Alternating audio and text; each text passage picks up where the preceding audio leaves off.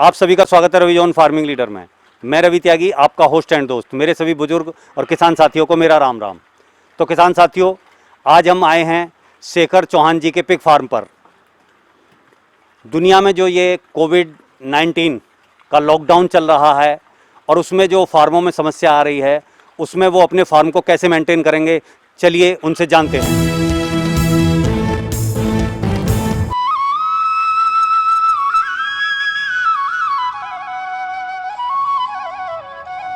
किसान भाइयों, हमारे चैनल को सब्सक्राइब करें और घंटी के बटन को जरूर दबाएं। तो शेखर चौहान, आपका बहुत बहुत स्वागत है हमारे रवि जॉन फार्मिंग लीडर में। आज जो ये कोरोना महामारी पूरे विश्व में फैली हुई है, उससे जो है हमारे जो पिग फार्मिंग के खाने का जो संकट आ गया है, उसके बारे में आप क्या कर रहे हैं और उसे कैसे मेंटेन कर रहे हैं? देखिए, कोरोना संकट से सभी लोग परेशान हैं, पूरा भारत परेशान है, सभी फार्मर भी परेशान है, हर आदमी की समस्या है।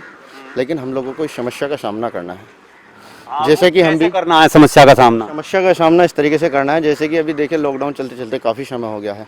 हम भी बहुत, जब से स्टार्टिंग हुआ था उस टाइम से आपने कैसे मेंटेन किया अपने? हमने इसे मेंटेन ऐसे किया, देखिए वेस्ट आना बंद हो गया। उसके बाद हमने कुछ गन्ना खिलाया, कुछ महली खिलाई, कुछ आलू खिलाया, जितना कम से कम बजट में से लाते गए खिलाते गए, लेकिन इसमें ग्रोथ नहीं मिल पाई। अच्छा। और हमने काफ़ी प्रयास करा इसे ग्रोथ लेने का, लेकिन जब नहीं हो पाए तो हमने इस वजह से भी गाजर मंगवाई है। गाजर खा रहे तो गाजर से ग्रोथ भी मिल रही है और इसे खा भी अच्छा रहे हैं। बाकी सभी चीज़ों को खा भी कम रहे हैं और ग्रोथ भी कम मिल रही है। तो चौहान साहब, जैसे कि आपने कहा कि आप गाजर खिला रहे हो, अगर हम देखें कि जो कंपनियों के फीड वगैरह हैं, उनके आने में भी दिक्कत है लॉकडाउन की वजह से, वो सारी समस्या हैं और रेट भी कहीं बहुत ज़्यादा ऊपर है। तो ये जो गाजर है, ये आपको किस रेट में मिल रही है? देखिए, गाजर हमें 3 रुपये किलो फार्म पे आके पड़ रही है। अच्छा, यहीं पहुंच दे रहे हैं जी।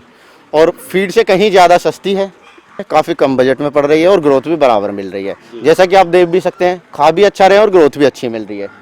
और तो ऐसा तो नहीं है कि जैसे मतलब मिलने में इसके में प्रॉब्लम है? नहीं, देखिए इसमें मिलने में कोई प्रॉब्लम नहीं है।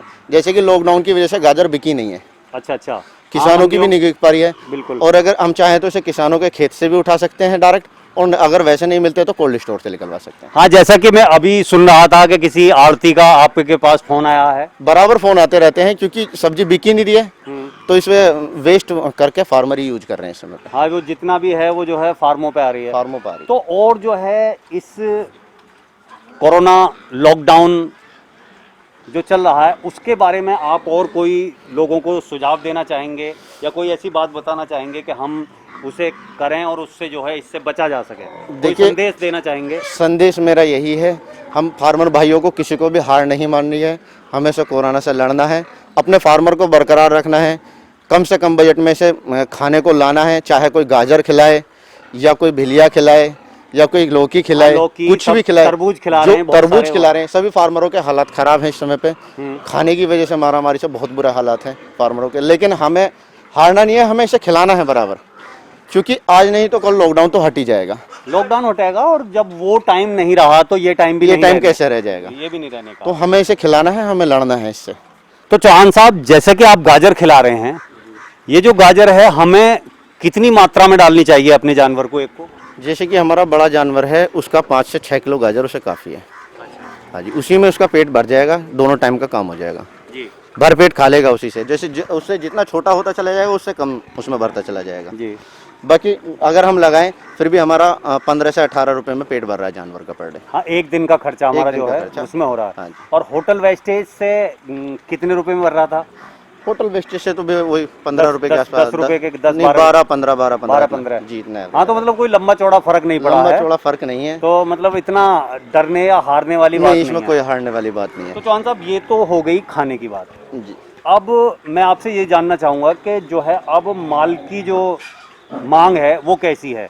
हमारा जो माल सेल हो रहा है, माल अभी भी बरकरार डिमांड है, लेकिन पहले के अकॉर्डिंग कुछ परसेंट, अगर पहले 100 थी तो वो 80 है।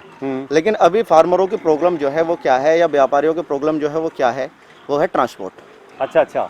रोड पे इसे ले जाने में बहुत ज्यादा प्रॉब्लम है, बाकी डिमांड में कोई दिक्कत नहीं है। हाँ, मतलब ये है कि ट्रांसपोर्टेशन में दिक्कत आ रही है, उसी में और बाकी कोई जो है समस्या नहीं है। सेल पूरी है, आज भी डिमांड इसकी इतनी है जी।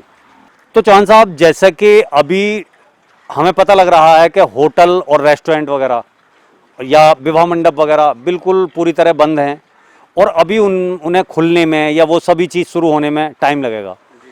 तो आपने लंबे टाइम के लिए क्या सोचा हुआ है अपने फार्म के लिए? देखिए, जैसा कि अभी आप देख सकते हैं, लौकी है, पेठा है, खीरा है और तरबूज है। ये काफ़ी कम कॉस्ट में मिल रहे हैं मंडियों में, क्योंकि इनका उठान नहीं है। इस चीज़ को हम बदल बदल के चेंज कर करके खिला सकते हैं, बराबर ना खिलाए लगातार। कभी गाजर खिला दी, और अभी तो गाजर की भी लाइफ है, क्योंकि बिलायती गाजर अब चलने वाली है, नई गाजर बिल्कुल जो आने वाली है। अभी ये कोल्ड स्टोरों की स्टॉक आ रही है और ये खेत में से खुदने वाली है, वो गाजर अभी आने वाली है। ये भी अभी हमें कम कॉस्ट में मिलेगी। हम इसे अदल बदल करके खिला सकते हैं, बराबर कंटिन्यूअर एक ही चीज़ को ना खिलाएं। क्योंकि जैसे कि पेठा है, लौकी है, इससे दस्त बनने के चांसेस होते हैं। हाँ, अगर हम लगातार खिलाते रहेंगे तो उनसे आयरन की मात्रा ज़्यादा होने की वजह से वो दिक्कत हो जाएगी। हाँ, तो एक हफ्ते लगभग पेठा खिलाएं, उसके बाद कुछ गाजर खिलाएं, कुछ लौकी खिलाएं, कुछ तरबूज खिलाएं। अगर बराबर एक ही चीज़ को खिलाएंगे तो दस्त बन जाएगा।